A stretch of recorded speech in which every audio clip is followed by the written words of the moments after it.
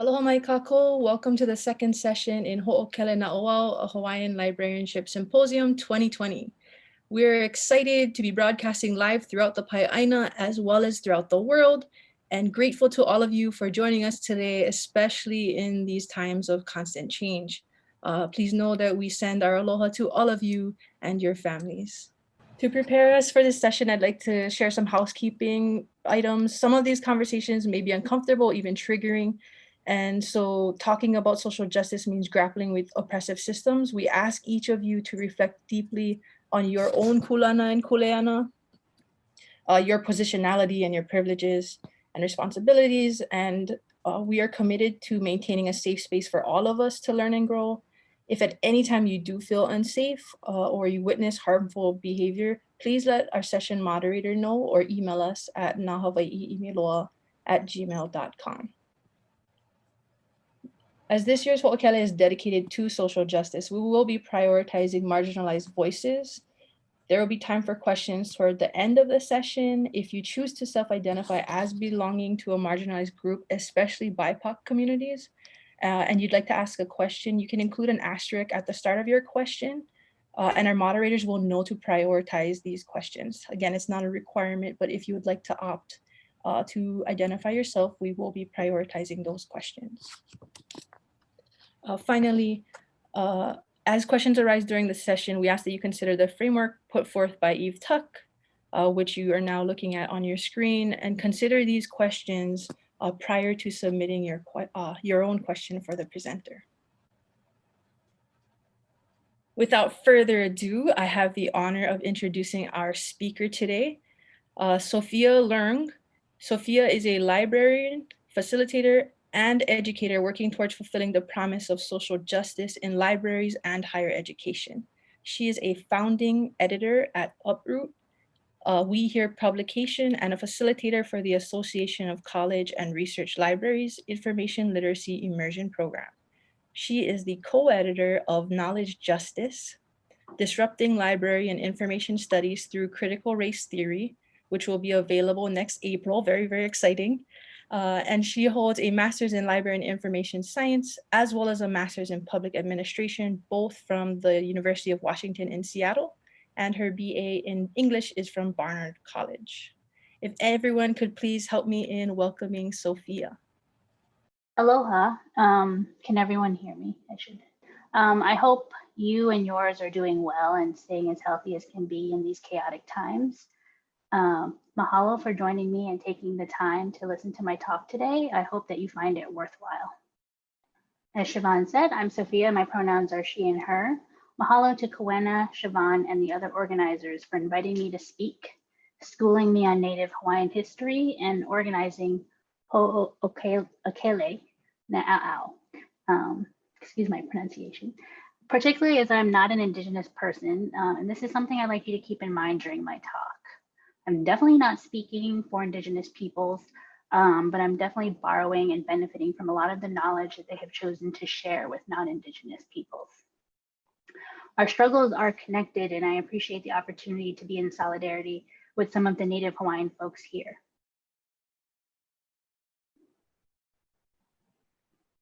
I'd just like to start with a short meditation to help ground us in this virtual space and time. So if you would join me in planting your feet firmly on the floor, closing your eyes when you're ready, or you can just lower them down. Take a deep breath in and let it out slowly. Let go of the moment before and settle into this moment. Feel yourself pulling energy up from the earth beneath you. If it's helpful, you can visualize it as a glowing light. Feel the light or energy spreading up your legs, into your pelvis, up the front of your torso, up your back. Feel it in your shoulders and down your arms. in your neck, your face, behind your eyes, and up through the top of your head. Take one more cleansing breath and let it out slowly. When you're ready, open your eyes.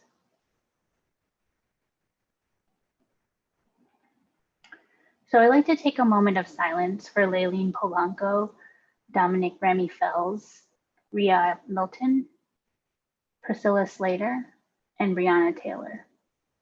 We have to continue to demand justice for them while also advocating to abolish prisons and defund the police, particularly as libraries often function in concert with the police to endanger the lives of Black people in those spaces. You can find out more about how to do that by following the links on this slide, which I'll make available after this presentation.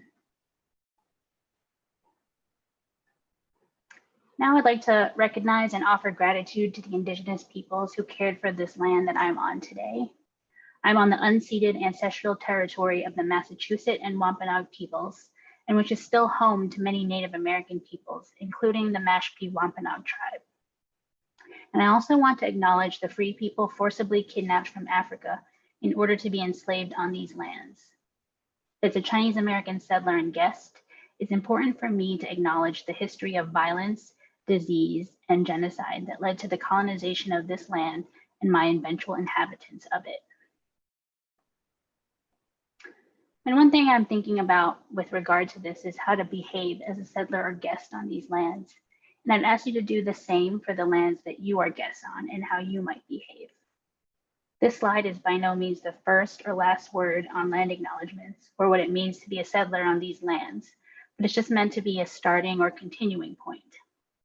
And I particularly want to call your attention to the fact that the United States government is continuing its legacy of forcible removal and hostile actions with a complete disregard for the sovereignty of the Mashpee Wampanoag tribe.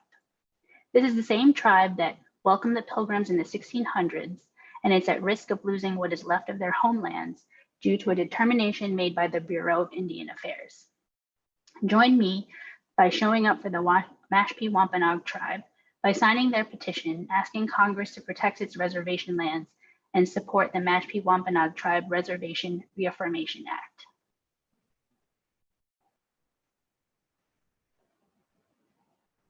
And for those of you living in Hawaii as settlers, I hope what I'm about to share next is not new to you. If it is, I encourage you to learn more about the history of the people whose land you have settled on. Goenna and Siobhan kindly shared some resources with me that I've included in my bibliography so you can check them out for yourselves. And I'll say, as an ignorant mainlander, this history is mostly new to me, although it's not super surprising that I've never learned this in school. I want to acknowledge the illegal overthrow of the Hawaiian Kingdom in 1893, the forced annexation of the Hawaiian Islands by the US, and the illegal occupation of Hawaii that continues in the present day. And so the talk I'm sharing with you today is a reprise of a talk I gave for the Critical Librarianship and Pedagogy Symposium in September, along with a few additions.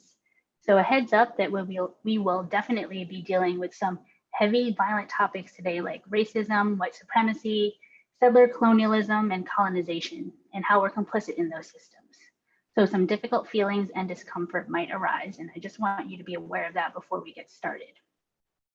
So for this talk, I've borrowed the title from a forthcoming collection that I co-edited with Jorge Lopez McKnight, and it will be published in spring 2021 from MIT Press. And much of this talk was influenced and inspired by the work of the 28 amazing contributors to the collection. So a big mahalo to Miranda Belardi Lewis, Jennifer Brown, Anastasia Chu, Nikolai Klein, Anthony Dunbar, Anne Cone Quinn, Isabel Espinal, Fobazi Itar, Jennifer Ferretti, April Hathcock, Todd Hanma, Harrison Inafuku, Sarah Kostalecki, Kofi Kumasi, Suhei Lugo, Marissa Mendez Brady, Mirna Morales, Lalitha Nataraj, Vani Natarajan, Antonia Alavas, Kush Patel, Tori Quinones, Maria Rios, Tonya Sutherland, Chandra Walker, Stacey Williams, and Rachel Winston. And my biggest thanks goes to my frequent collaborator, Jorge Lopez McKnight, who helped me figure out what this talk needed to be. One of the reasons that we wanted to create a collection of work where the authors were all Black, Indigenous, and people of color was to embody the notion that we as BIPOC have knowledge worth sharing, that our scholarship deserves to be uplifted and valued. And knowledge justice, the title of both the talk and the book, is a demand for the voices of Black, Indigenous, and people of color to be centered, because we are necessary for any justice to truly occur. Our knowledge is vital because of our experiences and our identities. So how often do you acknowledge your identities, your positionality, and your privilege, and how it colors your perspective? I was born and raised in Brooklyn, New York, but have lived all over the US nation state. I'm the daughter of immigrants. I'm Chinese American. I'm a heterosexual, cisgendered, able-bodied woman. I was an academic librarian, and while I no longer work at an institution, my employment still relies on these institutions. All of these elements have influenced my talk in some way and are important to the lens through which I wrote this talk. What I'm about to talk about today is using a set of questions to explore the responsibility that Library and Information Studies, or LIS, has to the so-called public good, a stated value of librarianship. What power and agency do library and archive workers have over knowledge?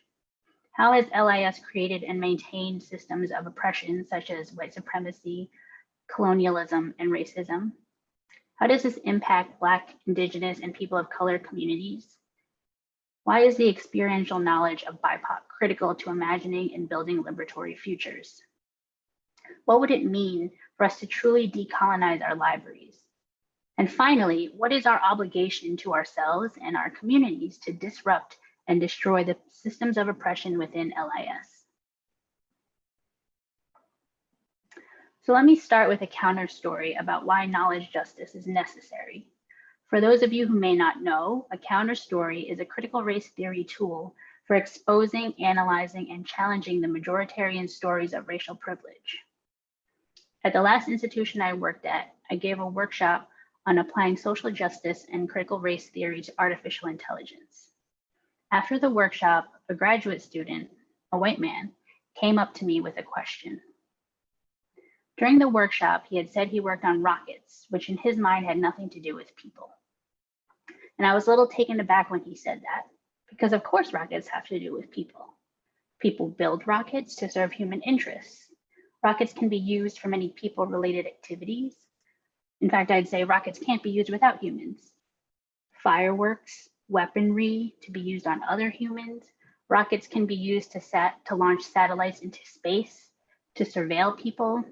And let's not be totally ignorant of where the money to fund this research comes from. This institution was and is heavily funded by the US Department of Defense, and they for sure care about building rockets. But back to this student. He was determined to inform me that his particular field believed in and cared about meritocracy.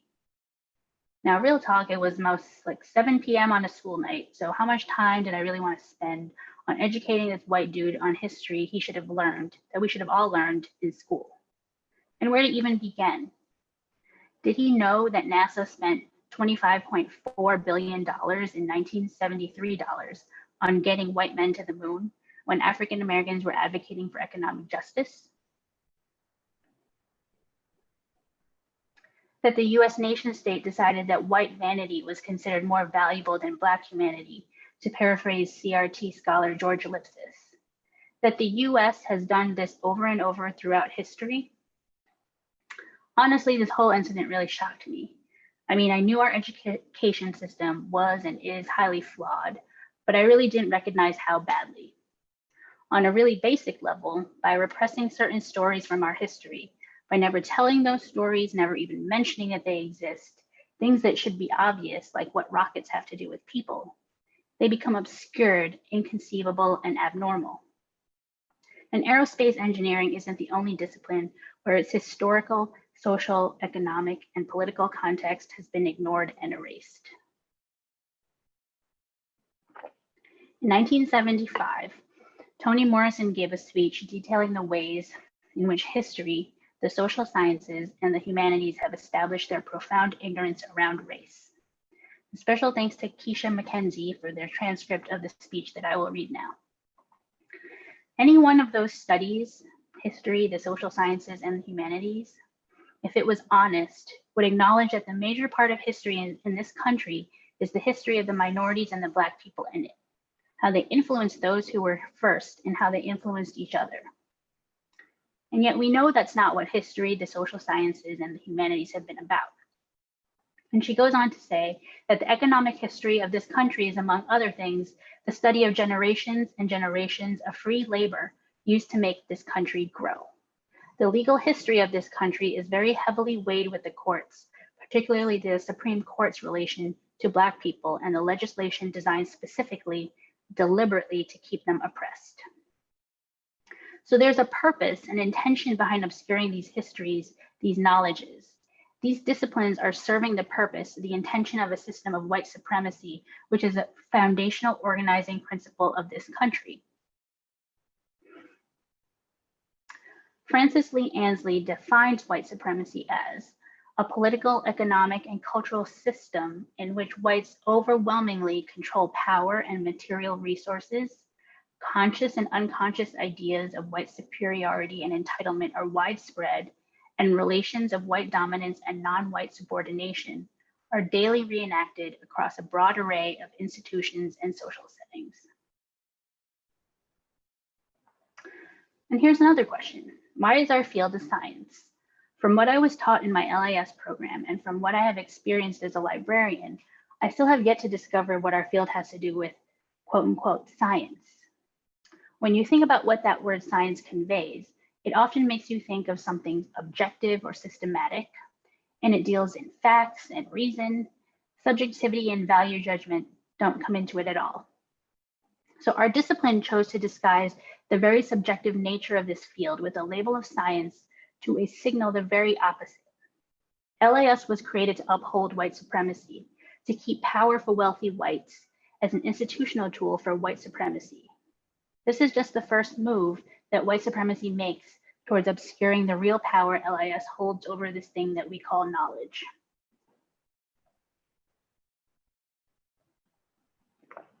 LIS extends this obscuration by establishing that librarianship fundamentally values the public good, and in doing so, has an institutional responsibility to the American public. Under the public good, the American Library Association states that it reaffirms the following fundamental values of libraries in the context of discussing and outsourcing the privatization of library services. These values include that libraries are an essential public good and are fundamental institutions in democratic societies.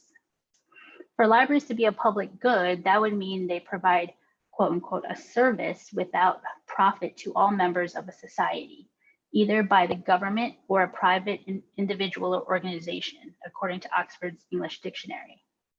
And yet we know that this doesn't happen indiscriminately. Many others have written about historical and more recent incidences where Black people have been forcibly kept from entering libraries or using library services. What is the service a library provides that's so special that causes library workers to commit violence against Black folks? Let's return to ALA's statement about the public good, where libraries are, quote, fundamental institutions in democratic societies. Okay, so libraries are presumably fundamental to democracy. And it turns out democracy is also one of ALA's core values of librarianship. So let's look at that definition. Democracy presupposes an informed citizenry. The First Amendment mandates the right of all persons to free expression and the corollary right to receive the constitutionally protected expression of others. The publicly supported library provides free and equal access to information for all people of the community the library serves. So the library is supposed to provide free and equal access to information for all people. It is an educational resource. Public libraries are supposed to help keep the citizenry that's a difficult word, keep the citizenry informed. That's part of what we, including Black people, pay taxes for. But if libraries are keeping out Black folks, logic here would say that libraries don't want Black people to be informed. They don't want them to be a part of democratic society, as we've seen in these last few months. And as a fundamental institution in American society, libraries are operating as a tool of the American government to help the white supremacy project of disenfranchisement. They're just not saying it explicitly. However, oops, too fast.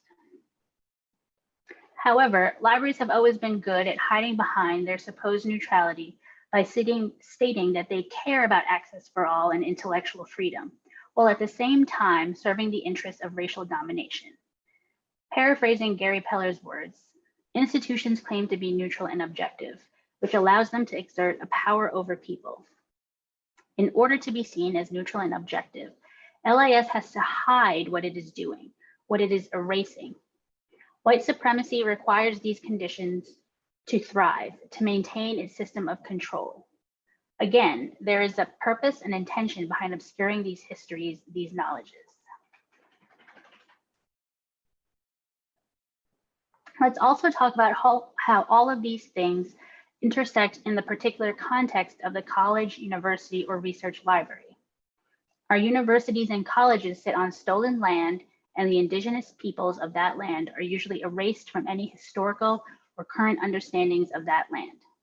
These erasures enable these institutions to hold tight to the idea that they are somehow good, that their mission of higher education absolves them of any guilt. You may hear echoes of vocational awe, the concept that Fobazi Itar coined to describe the set of ideas, values, and assumptions librarians have about themselves and the profession that result in notions that libraries as institutions are inherently good, sacred notions, and therefore beyond critique. And I would argue that this applies to higher education institutions as well. Only in recent years have some universities like Brown, Columbia, Harvard, or Georgetown even begun to publicly acknowledge their historical ties to slavery and the slave trade, that they profited off of the bodies and labor of enslaved Black people. And let's not forget that presently in 2020, many universities refuse to divest from the prison system, fossil fuels, the military, and other racist sources of profit. When I still worked at an academic library, this is something I struggled with once I began to recognize where my paycheck was coming from. Just because we're in education, it doesn't mean that we're removed somehow from capitalism, racism, white supremacy, or the patriarchy. On the contrary, we're steeped in it. I want to take a moment for you to sit with that because it's heavy, particularly now in these COVID-19 times. It is difficult to realize that something you once believed in is intricately connected to and ultimately relies on systems of oppression to operate. It is difficult to wrestle with how we are complicit in these systems, but that is necessary in order to begin dismantling them.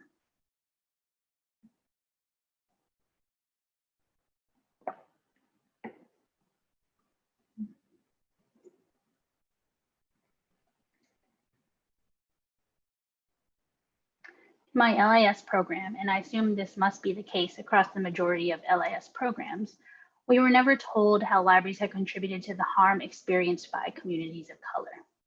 We were never told about the Tougaloo 9. We were never told that the profession is 88% white. We were never told how many librarians of color end up leaving the profession. How many other things were we never told? What LIS loves to do instead is tell stories of how libraries level the playing field, that they provide access to all. They're here for the public good, for democracy, for social responsibility. They use core values of librarianship to disguise LIS's power and agency over knowledge. But what have we been told knowledge is? Let's look at this definition from Merriam-Webster. The sum of what is known, the body of truth, information, and principles acquired by humankind. The body of truth, information, and principles. Whose truth, whose information, and whose principles? What is knowledge but stories that we have told ourselves, each other, repeatedly throughout time that we call truth? to uncover what stories LIS has told over and over in the service of both white supremacy and what Myrna Morales and Stacey Williams call epistemic supremacy, which they define as a political ideology that facilitates, enables, and upholds the conditions that lead to the destruction of communities of color, particularly working class and poor Black and Indigenous communities. So we, as library workers, need to ask ourselves the following questions. Whose stories get to be told? Whose identities, histories, truths matter? Who gets to tell these stories? Who ensures these stories are considered knowledge? Who selects these stories for our collections? Who determines what these stories are about so they can be found? Who determines what access to these stories look like? And who determines who gets that access? Our responsibilities as library and information workers means that we collect knowledge, catalog it, and organize it. We teach people how to access it, control access to it, decide when it's time for us to weed it out because no one is using it. To pay for the privilege of housing that knowledge, we use questionable funding sources at the cost of Black and Brown lives through the prison industrial complex, the military, the spoils of war, and gentrification. Most importantly, we help decide what's considered knowledge, what the value of that knowledge is, and whether it's important enough for us to have in our collections. Knowledge is created, validated, stamped as truth by the oppressors, and we have filled our physical spaces with it. By selecting what we consider to be worthy enough to be in our collections, we've also signaled what and who are not worthy to be in our collections and in our spaces. As Gary Peller has said, knowledge and reason are functions of power. And under white supremacy, knowledge is the written word, and the written word is the realm of the white men who have gotten to go to the right schools with the right education to get the right credentials to write up that knowledge. And we are told that knowledge is representative of humankind, objective, neutral, and factual. The way we treat knowledge in libraries and archives upholds white supremacist beliefs and perspectives. Items in our collection are treated ahistorically. History is seen as linear. Events are often seen as disconnected and as individual moments in time. This is not a coincidence. The way we think about knowledge is heavily influenced by Enlightenment ideals and Western white cultural ideas. Knowledge as we know it represents the dominant hegemonic culture. Gross-Fogel argues that the canon of thought in all the disciplines of the social sciences and humanities in the westernized university is based on the knowledge produced by a few men from 5 countries in Western Europe: Italy, France, England, Germany, and the US of A. That basically their theories are considered universal enough that all we need are their theories to explain the social and/or historical realities of the rest of the world. When we take for granted what has come to be known as knowledge without question, we are buying into one of white supremacy's major objectives: to view knowledges that present any other perspectives as inferior. Of course, that all goes out the window once white folks, quote unquote, discover BIPOC knowledge they want to claim as their own. Indigenous scholar Linda Tuwai Smith wrote, "It appalls us that the West can desire, extract, and claim ownership of our ways of knowing, our imagery, the things we create and produce, and then simultaneously reject the people who created and developed those ideas and seek to deny them further opportunities to be creators of their own culture and own nations." So who gets to tell our stories? When BIPOC knowledge is included, it's often not written by BIPOC themselves. We don't get to tell our own stories or share our knowledge on our own terms. Here, let me introduce whiteness as property, a CRT concept that Cheryl Harris conceived of, where she argues that whiteness was constructed in order to justify subjugating Black and Indigenous people and then used to retain and secure power for white people. Harris defines whiteness as the right to white identity as embraced by the law is property, if by property one means all of a person's legal rights. So white folks enjoy the right to own their own identities, to tell their own stories, and by extension, use, enjoy, and tell the stories of people who don't have the privilege of being white. BIPOC knowledge is only worthy if white people tell it. Never mind the fact that it was never theirs to tell. Miranda Belardi-Lewis and Sarah Kostelecki make this very clear in their chapter. Research by outsiders has resulted in the publication and dissemination of ancient sacred knowledge, esoteric traditions, and religious practices without free, prior, and informed consent of Zunis. The information and knowledge collected was not the author's information to share or the readers to know. Not only is the author's information not to share, but it's certainly not the author's to own. And yet we have a whole legal system of restrictions to protect that ownership. Intellectual property law, which comes from the British system of granting monopolies to authors and inventors, protects commercially valuable products of human intellect. IP has become a way for white people to take the knowledge and culture from BIPOC, claim it as their own, and prevent the Black and Brown creators from receiving credit or profits. And there are plenty of historical and current examples of this that you can easily find. History scholar Kurt Newman provides the example of swing era band leader Paul Whiteman, who is famous for many reasons, but in this case, for quote unquote, propertizing the resources of African American musical innovators, as Newman puts it. Okay, so what does the ALA Code of Ethics say about IP? We respect intellectual property rights and advocate balance between the interests of information users and rights holders. That explains so much about this profession. It sounds like ALA respects the person who laid claim to the knowledge as property, not the people who that knowledge came from and who it actually belongs to. Nor does it seem to advocate for the balance between who gets to benefit from intellectual property rights and who doesn't. And let's remember that this is a document that is supposed to codify the ethical responsibilities of this profession. To help maintain these white ideas of knowledge, LIS has also erected barriers of entry to those who want to join its ranks. You need to get a bachelor's and then a master's program, which use standards not meant to be met by Black and Brown folks. You need wealth to pay for those programs, and we already know it's harder to get loans for Black and Brown folks. You have to survive these programs which were not built for you and which operate on white supremacy culture characteristics meant to tear you down.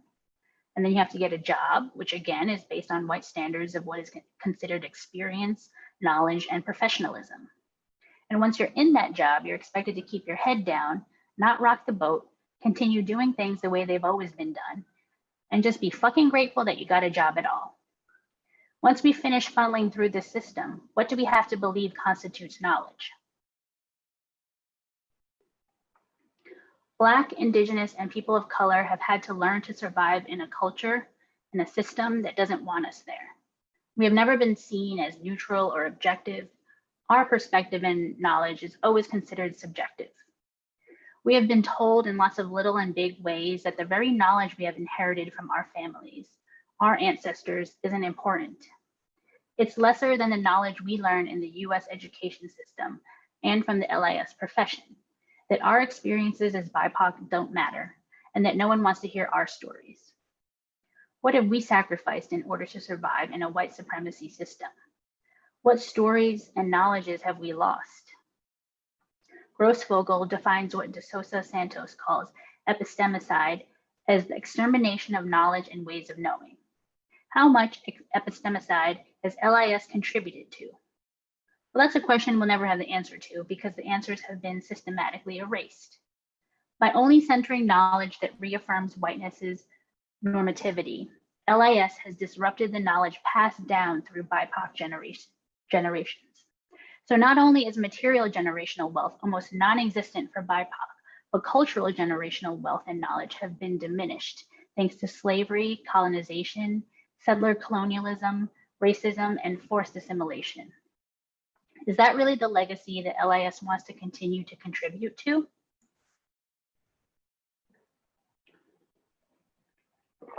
LIS has been telling a very specific story. It's a story of white racial dominance, a story about whose knowledge matters, about who is even considered worthy to collect that knowledge, a story about who gets to count as human. This is how LIS advances white supremacy and epistemic supremacy. This is how we as a profession are connected to the very same violence I asked you to take a moment of silence for at the beginning of this talk. And sure, we didn't create these systems, but by not recognizing how we are continuing to support and maintain these systems, we are complicit in them. We cannot continue to pretend that the ideals of the public good and social responsibility, while at the same time causing harm to communities of color within our profession. We have to pay attention to what white supremacy doesn't want us to pay attention to, and we have to make explicit what white supremacy has been trying to conceal. For LIS to move towards the racial justice that we demand and deserve, we need BIPOC knowledge, stories, histories, and most importantly, imagination.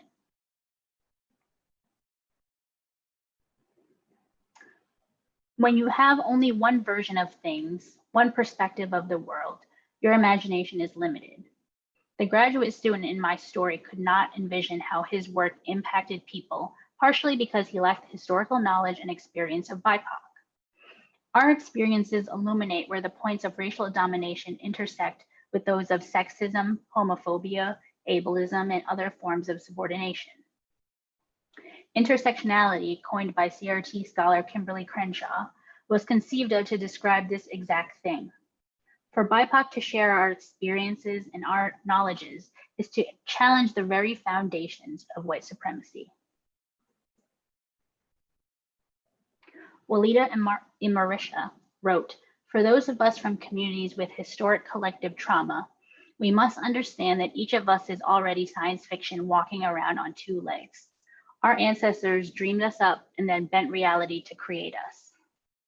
BIPOC have always had to imagine a life for ourselves.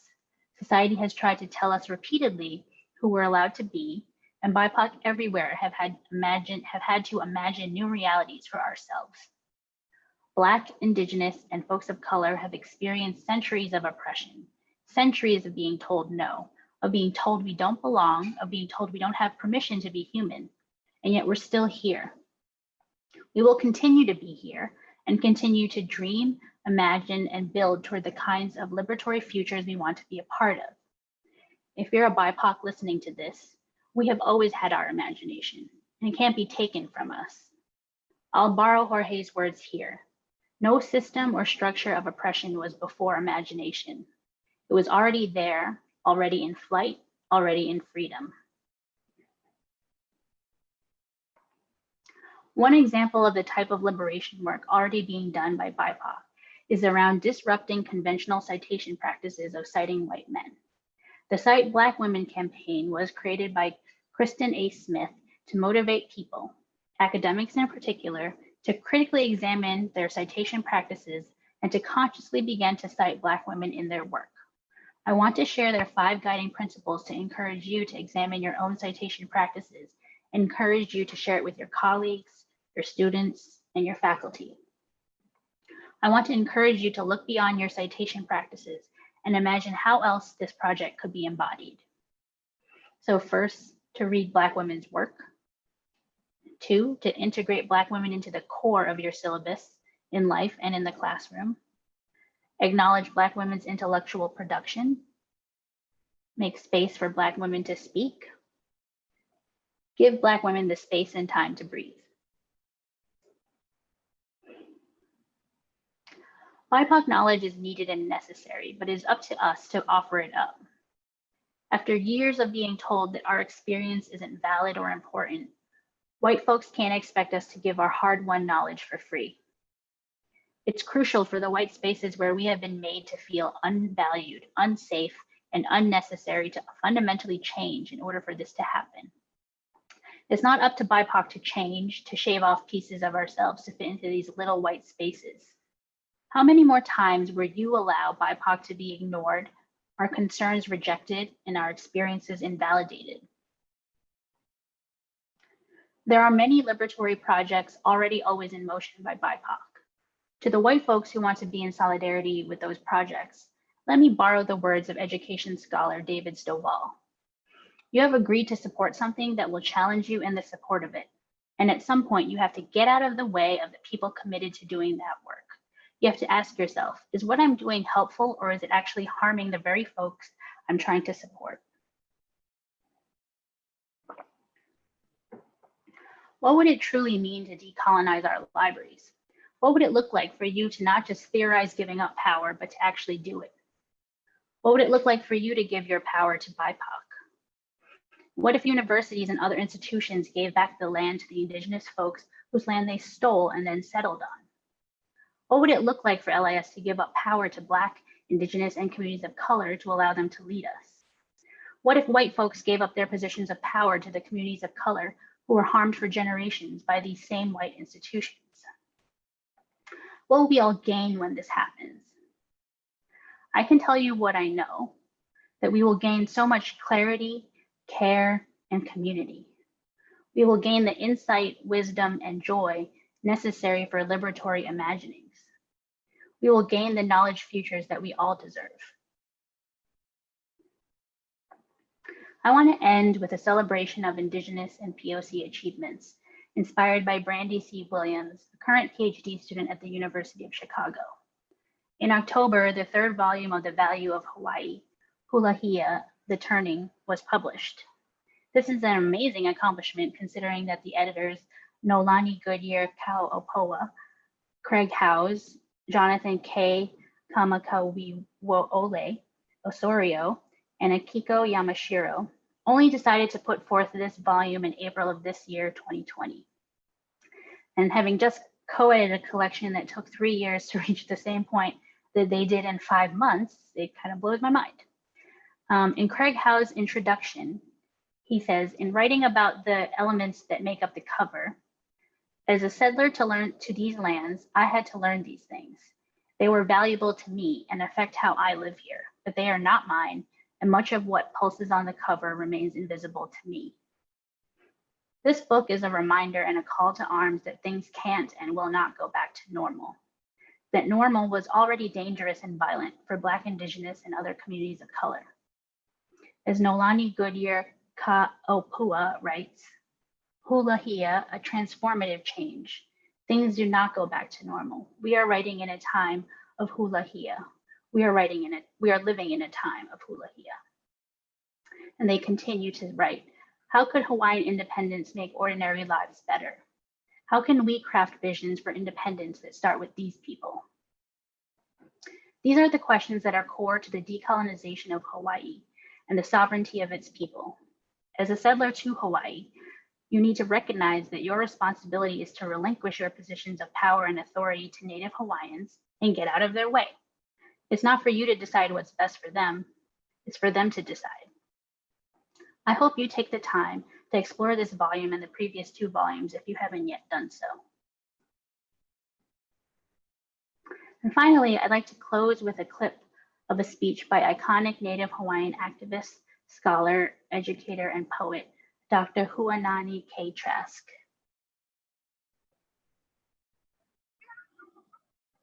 Oh wait, can you hear that? Because I did not share the volume of my, hold on 1 second. Let me share the sound.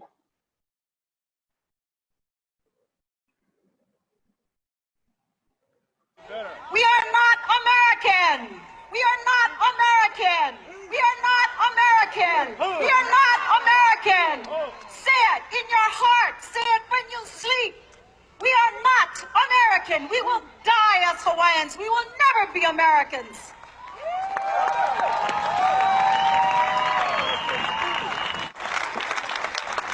The Americans, my people, are our enemies. And you must understand that. They are our enemies. They took our land. They imprisoned our queen. They banned our language. They forcibly made us a colony of the United States. America always says they are democratic. Lies! That is a lie! They have never been democratic with Native people. They have never been democratic with Indians. They have never been democratic with Hawaiians.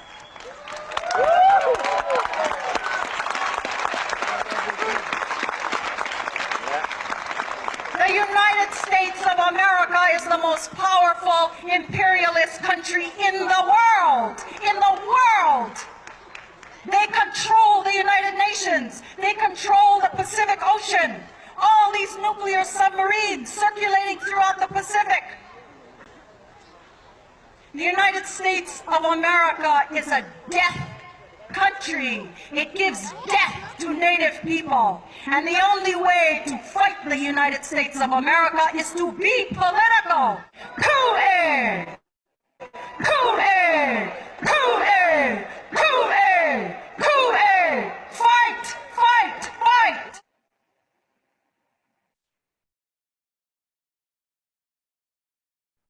Mahalo to everyone, and thank you for your time. Oops. You can find me at those different places. And as a reminder, I just will be prioritizing questions from BIPOC in the Q&A. So if you're BIPOC, please indicate that before asking your question. And I'll put up a reminder of the guidelines. Mahalo, Sophia. I think we can all agree that you guided us through some heavy truths. And I appreciate the ways in which you were able to maybe introduce these ideas to some folks who may be uncomfortable with recognizing this, and for naming it for those of us who live it every day in the LAS world. So mahalo for that. I think your assessment of the complicity, complacency, and concealment within LAS, not just within the programs, but within our practice and our libraries or institutions, I don't know, I appreciate you pointing to all of these things and recognizing the truths and calling upon all of us really to begin or continue this work, this liberation work for our communities. Mahalo. If anyone has questions, if anyone has questions for Sophia, you're welcome to put those in the Q&A feature or submit them in the chat. Just gonna put a question here. Oh, we did have a question from someone wondering your Ballard Lewis and Kosteleki quote. Was that from chapter in Knowledge Justice book? Oh, yes, it is. Yeah, so it'll be available. And also the book will be available OA, so folks can also get it that way. Nice. We also had a question about if you might recommend any small steps for relinquishing power and, as you put it, getting the fuck out of the way. Small steps, sure. I think some basic ones that honestly should just be a given already, but don't often happen are, you know, when a person of color, an Indigenous person or a Black person shares their experience, no matter what it is, your first reaction should be to believe them and to use that and say, thank you for sharing something that you didn't have to share, first of all. Second, it probably wasn't a safe space for you to share and you did it anyway. And using that to guide you and trying to uplift that voice rather than ignoring it or taking it for granted or saying like, well, actually, that's not been in my experience, so I'm not going to believe it. Or, I mean, I can come up with a whole list of comments that people have said in the past related to that. So I think a lot of it is first believing what we say to you when we say it, whether it's to you, to your face, and then understanding that, like, when you think, oh, is this really a job that I should have? Or is this a job that would be better served being filled by a Black, Indigenous, or person of color? That's another question to ask yourself. You can also think about the way that we are evaluated based off of what experience or knowledge we're supposed to have that supposedly makes us a better librarian or archivist. What are the things we're actually valuing? Are we valuing that we have like white related knowledge and experience? Then sure, it's going to stay the same. But if you actually say, oh no, I actually value the fact that you grew up in a different community from me and that you have knowledge of that and it's important and that it's central to our work. Mahalo. Thank you for pointing to those little ways, but also alluding to larger ways, which is the tough conversations about the position that we hold as individuals and the things that where we have power over. I also want to point to Shelley's comment about what an amazing presentation this is, and sometimes the uncomfortable points to the much needed learning lesson. Mahalo, Shelley. She says to me, uncomfortable means learning. So mahalo. I think too, Yeah. what you're saying about stories and who gets to tell stories and really who counts. I think we've seen that on the ground here in Hawaii, particularly, or most recently, I guess, with the things going on Mauna Kea, which was the impetus for the theme this year in terms of what stories are being shared and which stories are being prioritized. And then, of course, in our libraries, how are we preserving our community stories and not just preserving them, but shining the light and empowering those voices, for sure. Mm-hmm. We have another question that's from someone asking, how are BIPOC LIS workers coordinating across the world to challenge white-based librarianship? Do you have any thoughts on that? I think, well, one of the places that does happen sometimes is through We Here, which is a space for Black, Indigenous, and people of color. It's an online space for the most part, but when we start getting back in person, people also like it's not meant to be like run by one person, right? It's supposed to be a community organized effort. And so if there are conferences, folks are welcome to, and I'm not speaking for We Here, I'm just saying that in the past, gatherings of We Here folks have been organized by whoever is there and who wants to get together and see other people of color, really. And I think, you know, there's very few of us in the profession. And one of the things we're trying to do is change that. So I'm not sure about the organizing piece and what's that going to do. Like, do you want us to overthrow white folks? Sure, we would love to do that. But white folks also have to get out of the way in order for that to happen. Oh, I see a question from Deborah. I can just get it, Siobhan. You don't have to read it. It says, oh, it was just a comment. Thank you, Deborah. Yes, I do agree that critical race theory and LIS have been missing from the LIS curriculum and in the workplace. I'm excited for everyone to read it.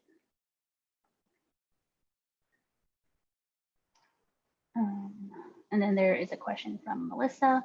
When working within academic library spaces, they find them dangerous to BIPOC well-being. How do we nurture allies to make these spaces more hospitable, like baby steps? Yeah, that's a difficult question. I think it's a little difficult, right? It's asking, again, the people of color to do the work here, to say, like, how do we nurture allies to make sure that you don't harm us? Which I think is a difficult question for us to answer, and is really a question that white folks should be answering. So I'll just leave it at that. I wonder, Sophia, if you might talk about the work you folks are doing with Uproot. Oh, and sure. Thank you for Deborah's that. voice, a question about non-BIPOC uplifting voices in the books along those lines, yeah. Yeah, so Uproot is a publication through We Here that myself, Joyce Gabiola, and Jorge Lopez McKnight are the three editors, although we are about to announce our new student editor, who is still a full editor, just is a student either in LIS or an undergraduate student.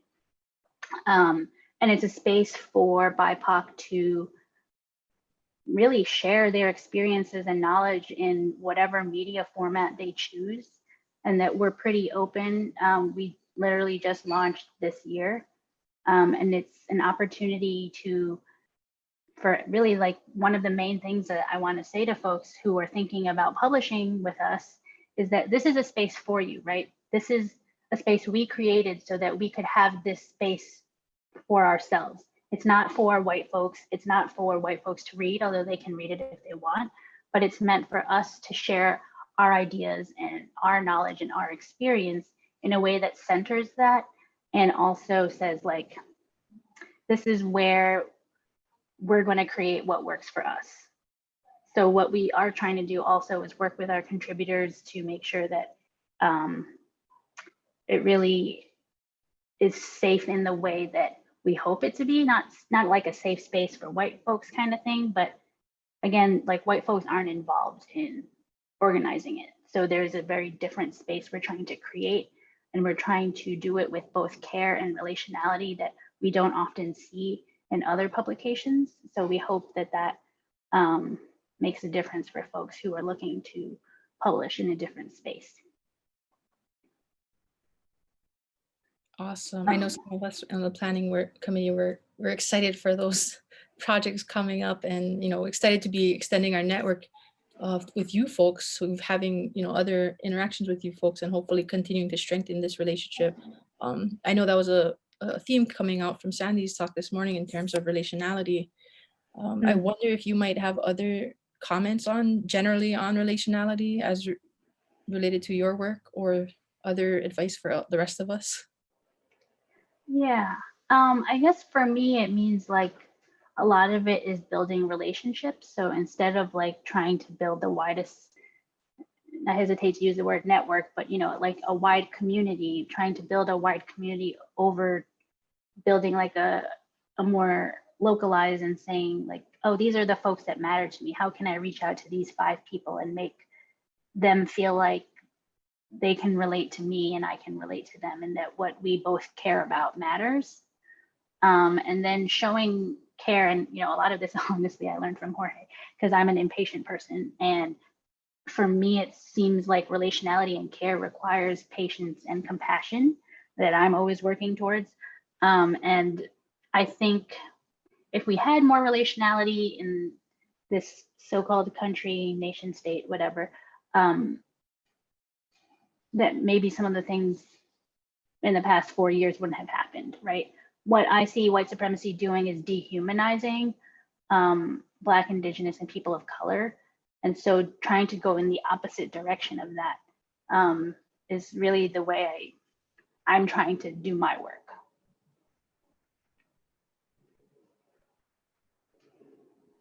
Mahalo for that. I see another question that just came in from Kristen. Yes, Kristen said, I'm struggling with some decolonization rhetoric. I have seen folks talk about how libraries, archives, museums can't be decolonized because they are institutions that serve white supremacy. And I have seen others talk about how settlers can't decolonize. You seem to be saying other things about the importance of allyship and working from within these white supremacist systems. Is that right? No, I don't think, well, maybe I sound like I'm saying that, I'm not entirely sure. No, so I don't think necessarily that those things can always happen, but the other thing I am is also realistic and recognizing that no matter how many times you can tell white people to get out of the way, a lot of the time they won't. And that it's often about us like pushing and fighting and struggling and looking for ways in which we can push back in both little and big ways.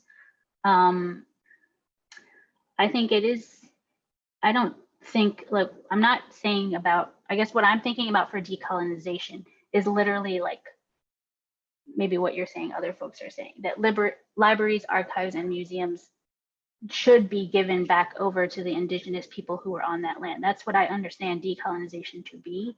So I don't think they can be decolonized without that happening.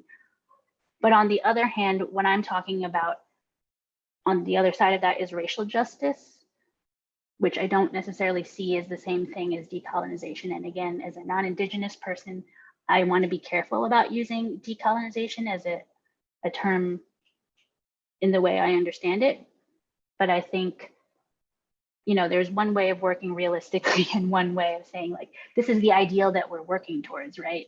And that we have to push in both and all of those ways in order to get what the kinds of futures that we want to see. Hopefully that answered that. For sure. Thank you for clarifying or distinguishing those two terms. And thank you also for pointing to how all of this is tied to land. Absolutely. Especially when we're talking about Indigenous peoples, for sure. So mahalo for pointing that out. Yeah. I'd like to take a moment to mahalo you from Nā Hawaiʻi Miloa and all of us for sharing your time, expertise, and your own stories in this. I apologize. I'm at work, I apologize. If okay with you, I'd like to share my screen really quickly. Oh yeah, let me start.